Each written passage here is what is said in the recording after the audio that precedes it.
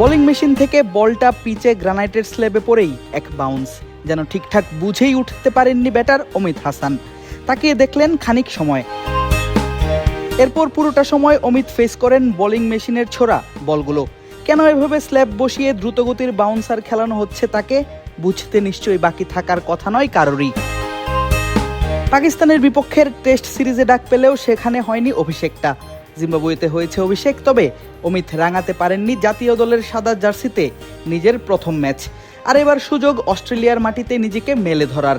বাংলাদেশ জাতীয় cricket board বা বিসিবির পক্ষ থেকে জানানো হয়েছে ইনজুরিতে থাকা লিটন দাস খেলতে পারবেন না অস্ট্রেলিয়ায় প্রথম টেস্ট।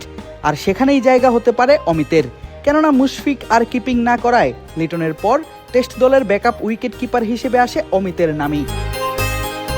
আর সে কারণেই যেন অমিতকে নিয়ে এক্সট্রা সিরিয়াস জাতীয় দলের প্রধান কোচ ফিল সিমন্স। সময়ে সময়ে অনুশীলন নেটে ঢুকে অমিতকে দেখিয়ে দিচ্ছেন ফুটওয়ার্ক, বডি পশ্চার, শট সিলেকশনের মতো ব্যাপারগুলো। বোঝাই যাচ্ছে অমিতকে প্রস্তুত করতেই এই বাড়তি তোড়জোড় ক্যারিবিয়ান এই কোচের। অমিত বেশ মনোযোগী সিমন্সের ক্লাসে, ভালো করার তাড়না আছে এই উইকেট কিপার ব্যাটারের মাঝেও। ঘরোয়া লিগে লাল বলে দারুণ পারফর্ম করা এই ব্যাটার জাতীয় দলে নিজের জায়গা পাকাপোক্ত করতে চাইলে ভালো করতেই হবে অস্ট্রেলিয়ার দুর্দান্ত বোলিং লাইনআপের বিপক্ষে। দেখা গেল সিমন্সের দেখানো পরামর্শ অনুযায়ী ব্যাট করছেন অমিত। 5+ স্টার রেটিং প্রাপ্ত দেশের সর্বোচ্চ বিদ্যুৎ সাশ্রয়ী ওয়ালটন এসি স্মার্ট কমফোর্ট এখন নেক্সট লেভেলে। তবে অমিত হাসান একা নন, স্কোয়াডে থাকার গুঞ্জন আছে জাকের আলী অনেকেরও। লম্বা সময় ধরে জাতীয় দলের বাইরে আছেন এই উইকেট কিপার ব্যাটার, অথচ একটা সময় লিটনের অনুপস্থিতিতে তিনিই সামলেছেন উইকেটের পেছনটা। তবে ফর্মের ঘাটতিতে জাকের বাদ পড়েছিলেন জাতীয় দল থেকে, করেছেন মাঝের সময়টাই কঠোর অনুশীলন।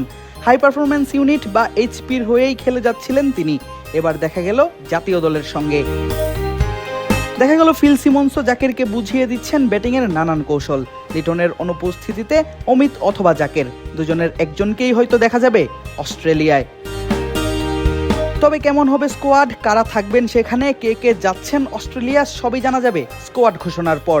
জাতীয় দলের ক্রিকেটারদের অনুশীলনের পুরোটা সময়ই মাঠে উপস্থিত ছিলেন প্রধান নির্বাচক হাবিবুল বাশার সুমন। আজই হয়তো জানা যাবে অস্ট্রেলিয়ার বিপক্ষে বাংলাদেশের টেস্ট স্কোয়াড। তার আগে সুমনের পূর্ণ মনোযোগ ক্রিকেটারদের অনুশীলনের দিকে। কথা বলেছেন কোচদের সঙ্গেও, নিয়েছেন তাদের মতামত।